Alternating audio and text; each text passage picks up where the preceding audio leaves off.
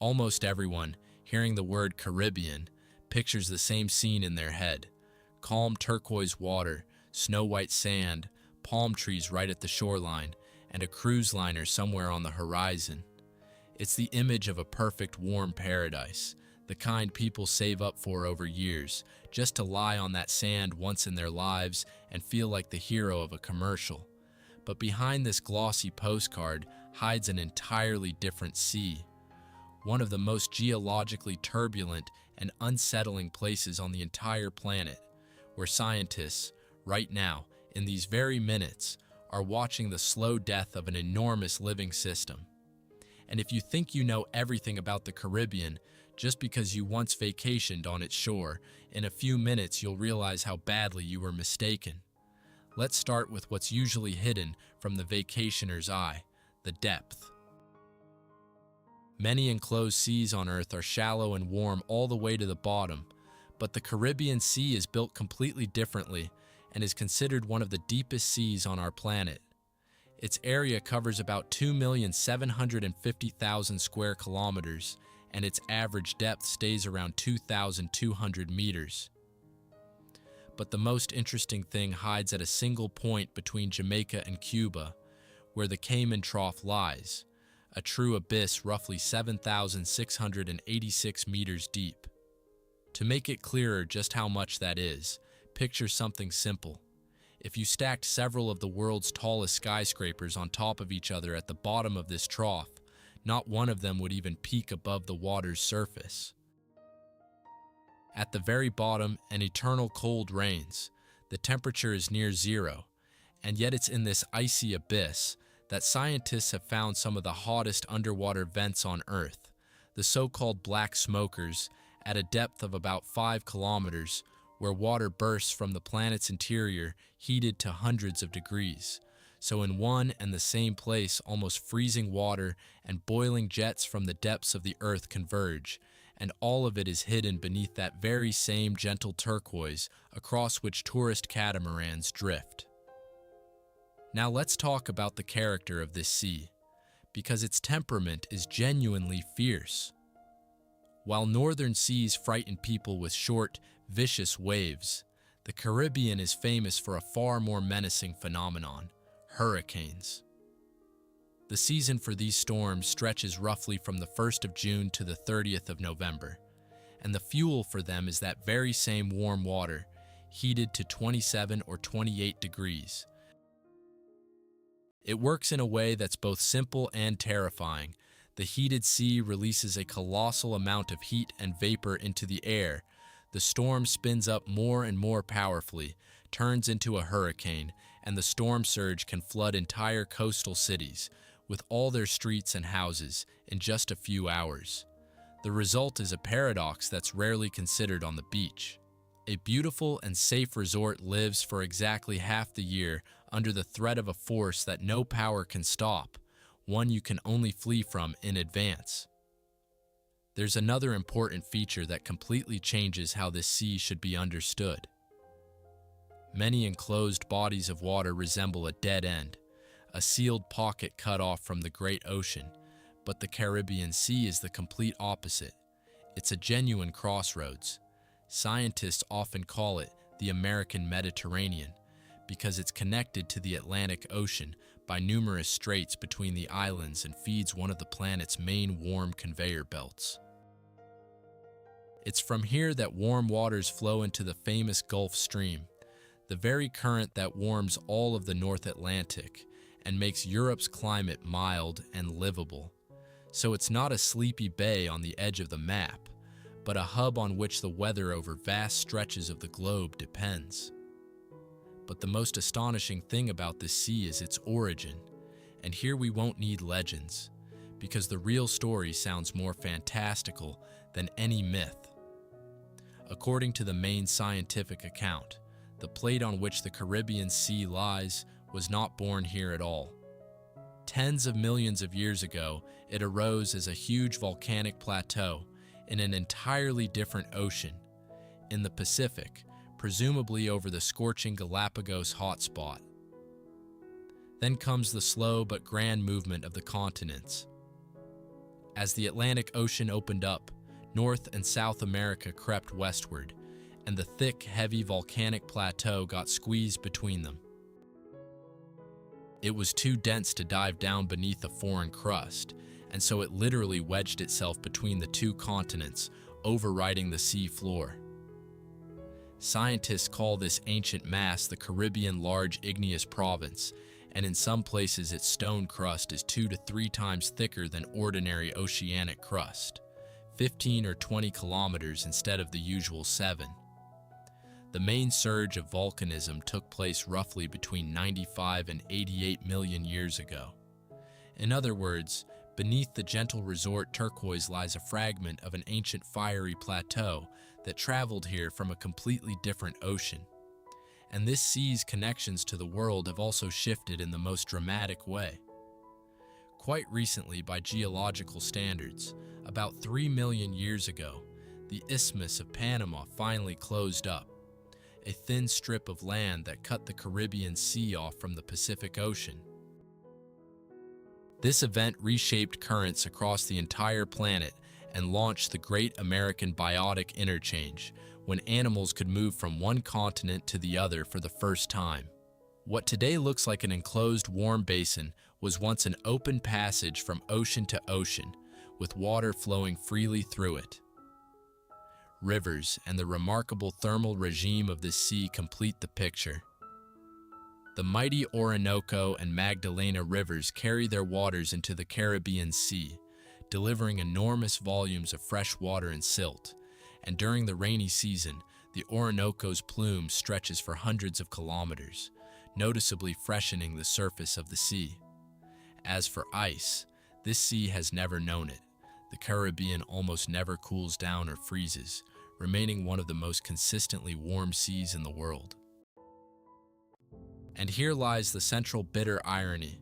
It's this very eternal warmth, which turns the coast into a paradise for millions of tourists, that simultaneously charges destructive hurricanes with energy and slowly kills the living coral reefs.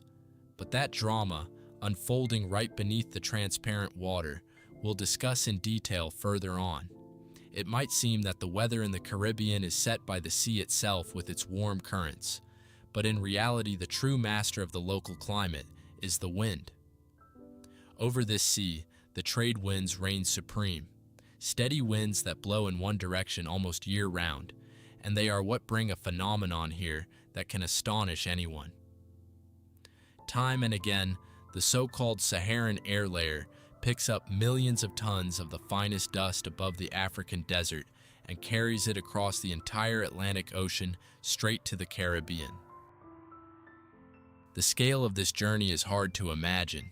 Sand lifted somewhere in the very heart of the Sahara settles a few days later on palm trees and beaches thousands of kilometers from its homeland.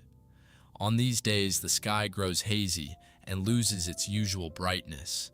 Sunsets take on an uneasy crimson hue, and the air becomes heavy and dusty. At the same time, Saharan dust has a second side. It fertilizes the ocean with minerals and iron, feeding marine life, and on top of that, it suppresses the formation of hurricanes, because dry desert air acts as a natural brake on storms. The Caribbean also has its own great illusion, one that fools even experienced people. The water here is so poor in nutrients that it remains almost sterilely clean and clear, and over the white limestone bottom, it creates an astonishing trick of the eye. A boat seems to hang in mid-air. The bottom is visible many meters down in full detail, and a person arriving here for the first time easily misjudges distance and depth. Where it looks like the water is knee-deep, in reality there may be a drop-off of several meters, and this deceptive clarity has caught careless swimmers off guard more than once. By the way, it's precisely this water clarity that's the real reason behind the famous turquoise color of the Caribbean, but we'll talk about exactly how this shade is born in the next part. Beyond the barrier reefs and long sandy spits, nature has created an entirely different world here. Vast shallow lagoons, dense mangrove thickets, and warm, salty shallows. The water in such places sits still and warms up nicely, becoming a true nursery of life. It's in the mangrove thickets and quiet lagoons that fish fry grow up, safely hidden from large predators, and only once they've gained strength do they head out to live on the open reef.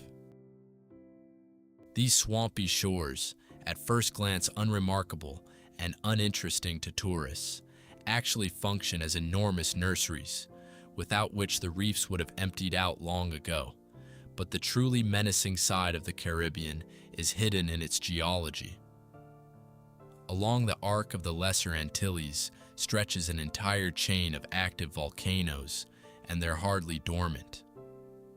The most terrifying story unfolded in 1902 on the island of Martinique, when Mount Pelée awoke. A scorching avalanche of ash and gas came crashing down on the flourishing town of Saint-Pierre within minutes, and wiped it out along with its residents. About 30,000 people perished, and only a handful survived. This was one of the deadliest volcanic catastrophes in human history, and it happened in that very paradise where cruise liners now dock. Not far away, on the island of Montserrat, the Soufriere Hills volcano came to life in the 90s of the last century and gradually buried the island's capital, the town of Plymouth, under ash, turning it into a modern-day Pompeii and forcing people to abandon nearly half of their land. And underwater off the island of Grenada lurks an undersea volcano with the playful name Kikum Jenny, which occasionally makes itself known through tremors, and could one day, theoretically, push a new, still unnamed patch of land above the sea's surface. Amid this fiery geology, there's one spot that draws diving enthusiasts from all over the world, people who don't stop to think about what's hidden beneath the pretty picture. Off the coast of Belize lies the Great Blue Hole, a gigantic, almost perfectly circular marine sinkhole about 318 meters in diameter and roughly 124 meters deep. It formed during the Ice Ages, when sea levels stood much lower, and was later flooded by rising waters, and inside its stone icicles, stalactites, have been preserved to this day, a memento of the time when this was dry land. This sinkhole was made famous worldwide by the renowned explorer Jacques-Yves Cousteau, who called it one of the best dive sites on the planet. But behind this beauty lurks a deadly trap. At roughly 90 meters down, the water in the hole turns dead, stripped of oxygen and saturated with toxic hydrogen sulfide, and this black abyss has already claimed the lives of several careless divers. Thousands of people admire the perfectly blue circle from above, never suspecting that a poisoned chasm lies frozen beneath them. The shores of the Caribbean today face an enemy that isn't immediately visible: the slow rise of sea level and the destruction of beaches. And here lies an important connection that few people consider. A living coral reef works as a natural breakwater that absorbs the force of storm waves before they reach shore. As long as the reef is healthy, it takes the blows and shields the coastline, but the moment it dies, the shore is left defenseless, and waves begin greedily devouring the sand, the beaches, and the buildings. So it turns out the destruction proceeds not only directly, but also through the death of the very natural wall that has guarded the land for centuries. And since we're on the subject of beaches, it's worth revealing one astonishing secret of the local sand. The famous snow-white Caribbean sand, for the most part, isn't stony at all, but living in its origin.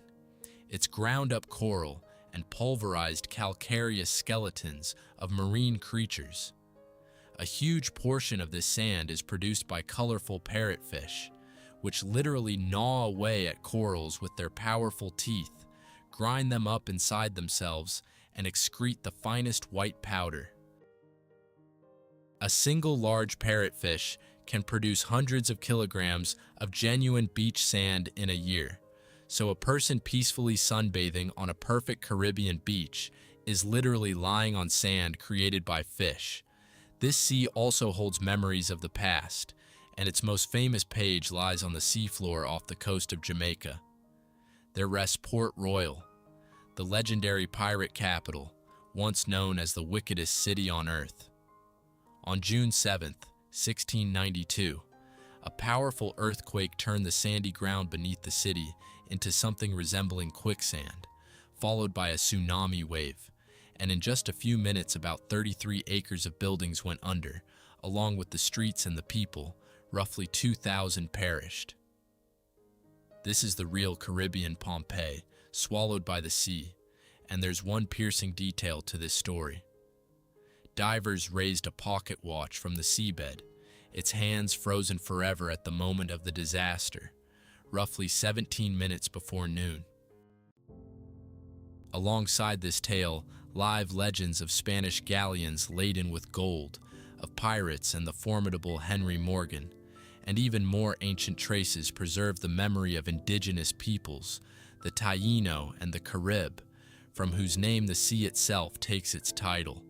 Beneath the transparent turquoise surface of the Caribbean Sea lies one of the main centers of life on the entire planet, and it's no wonder the coral reefs here are called the rainforests of the ocean. These warm waters hold about 9% of all the coral reefs in the world, and along the coasts of Mexico, Belize, Guatemala, and Honduras stretches the vast Mesoamerican Barrier Reef, roughly 1,000 kilometers long, the second largest on Earth after Australia's famous Great Barrier Reef.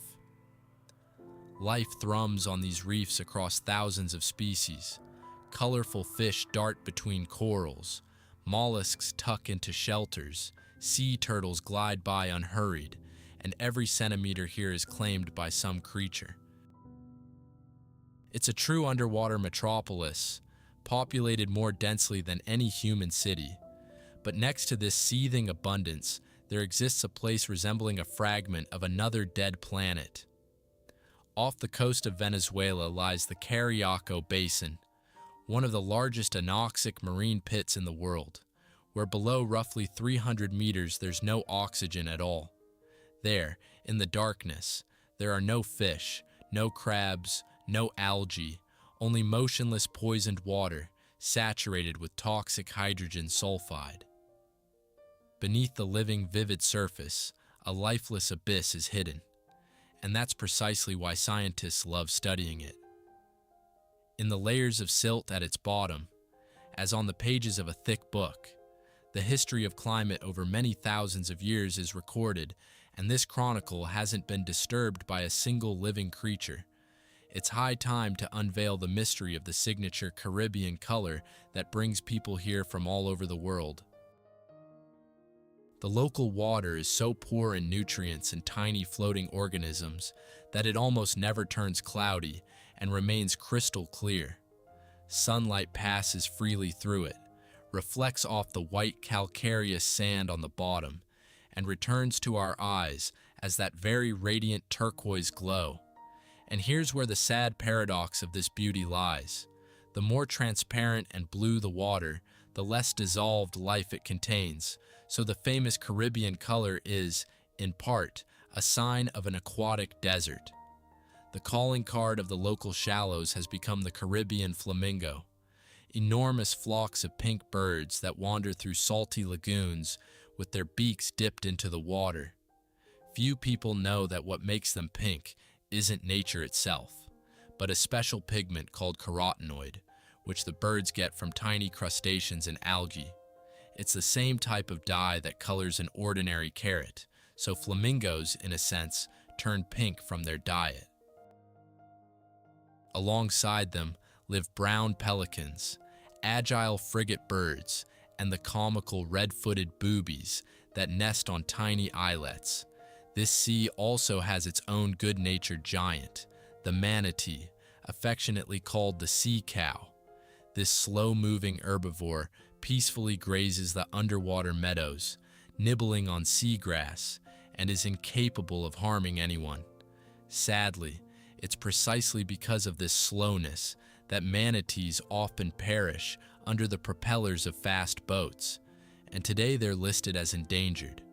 And to grasp just how fragile life is here, you need only recall the fate of the Caribbean monk seal, the only seal of these waters that humans wiped out completely. It was last reliably sighted in the 1950s, and in 2008, the species was officially declared extinct. It's a bitter reminder that animals have already been lost in these waters forever, with no chance of bringing them back. For centuries, the Caribbean Sea has generously fed people with fish, but human greed hasn't passed without leaving its mark. The reef's large predators, the mighty groupers, including the Nassau grouper, along with the sharks, have been nearly wiped out by overfishing, while valuable commercial species like the queen conch and the spiny lobster have been depleted in many areas. Spotting a big old grouper on the reef today has become almost as rare as catching sight of a wild sturgeon once was in our emptied rivers. And here begins the most troubling chapter, because an ecological catastrophe is unfolding right before our eyes. The main driver of the disaster has been warming waters and marine heat waves, but on top of that, newcomers have arrived. The first is the lionfish, a predator brought in from the distant waters of the Indian and Pacific Oceans. It has no natural enemies here, and a single female releases more than 2 million eggs a year, so the invasion has been swift. In the Bahamas, in just 2 years, the population of the local fish it hunts crashed by roughly 65%. The second invader is the brown seaweed sargassum, whose massive incursions have been hitting the Caribbean since 2011. These algae bury the beaches under huge rotting heaps that begin decomposing within just 48 hours, releasing hydrogen sulfide and ammonia, suffocating fish, fouling boat propellers, and driving tourists away.